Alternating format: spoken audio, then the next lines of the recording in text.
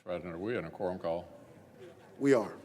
I ask consent that further proceedings Without under the objection. quorum call be dispensed with. Without objection.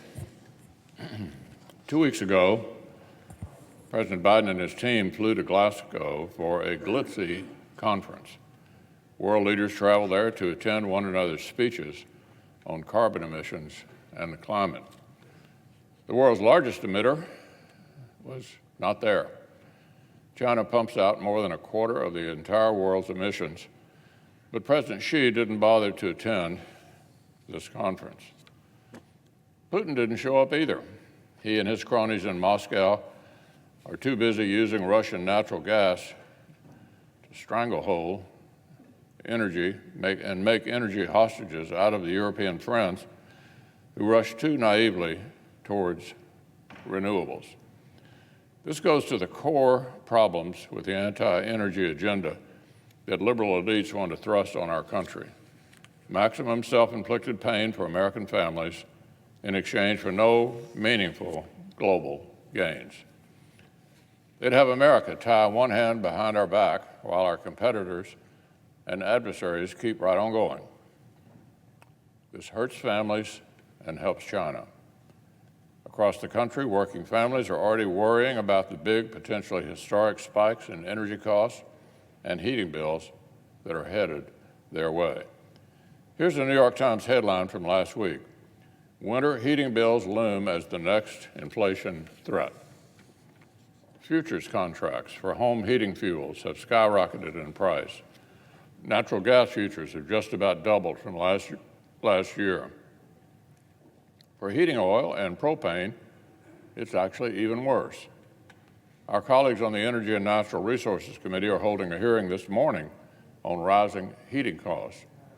In Kentucky, about 4 in 10 households are heated by natural gas.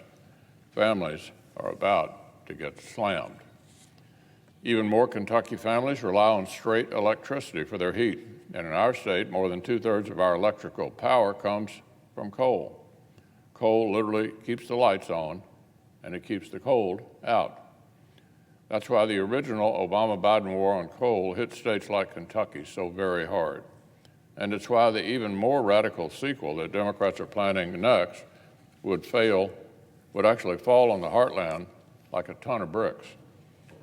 The president's special envoy for climate issues, John Kerry, says, quote, "You have to phase down coal before you can end coal."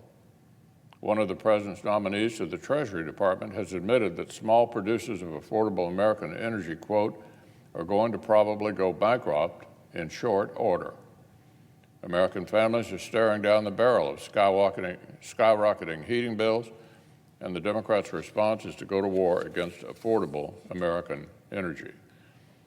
The reckless taxing and spending spree they're riding behind closed doors and want to pass in a matter of weeks would spend hundreds of billions of dollars on Green New Deal type policies that would saddle families with even higher prices and make our nation even more dependent on Russia and the Middle East. Of course, energy inflation is just one part of the huge inflation crisis that Democrats have unleashed. According to reports, one new survey, 90% of Americans are either somewhat concerned or very concerned about inflation and rising costs. 9 out of 10 households are hurting. 67% of the country, 2/3, say Washington needs to stop printing and spending so much and driving prices even higher. Energy bills and gas prices are just one corner of this inflation crisis. But Democrats seem to want to ignore the people, plow ahead, and spend trillions more. Even liberal economists who like the Democrats' reckless taxing and spending spree because they agree with the far-left transformation admit it would make inflation even worse this year. There's no part of our economy that can afford another massive dose of socialism.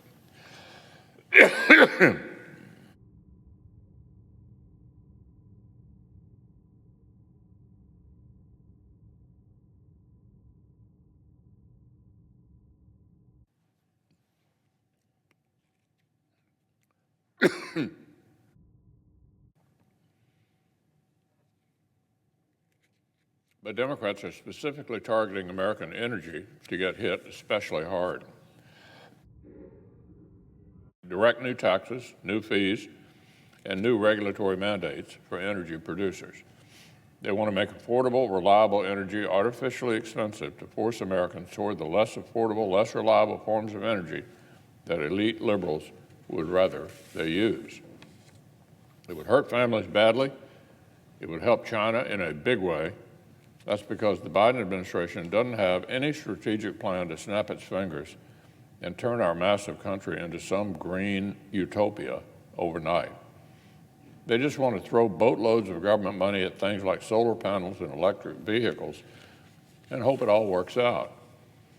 But China absolutely dominates these supply chains for lithium batteries, for solar panels, for practically all the fashionable purchases into which Democrats want to dump all this money. In all likelihood, Democrats' supposedly green agenda would just provide a massive one-way gift to our adversary, the world's #1 emitter, the Chinese Communist Party. This isn't Build Back Better, it's Build Back Beijing. Here's just one example.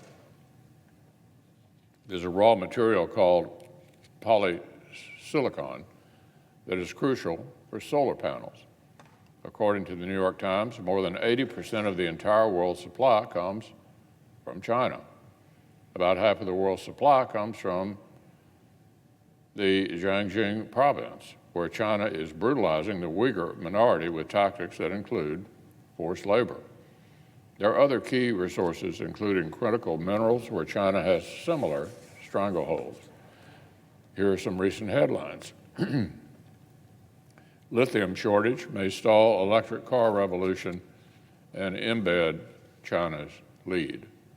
China's lithium companies are in an investment frenzy. And just like liberal policies are hostile to the American energy we produce here at home, they're also hostile to exploring these critical minerals here at home. Their massive proposal is backed with anti-hard rock mining provisions that would make it even harder to stand up American supply chains for critical minerals. So here's the bottom line. American families don't want Washington politicians waging a holy war on fossil fuels in the first place. They can't afford that nonsense.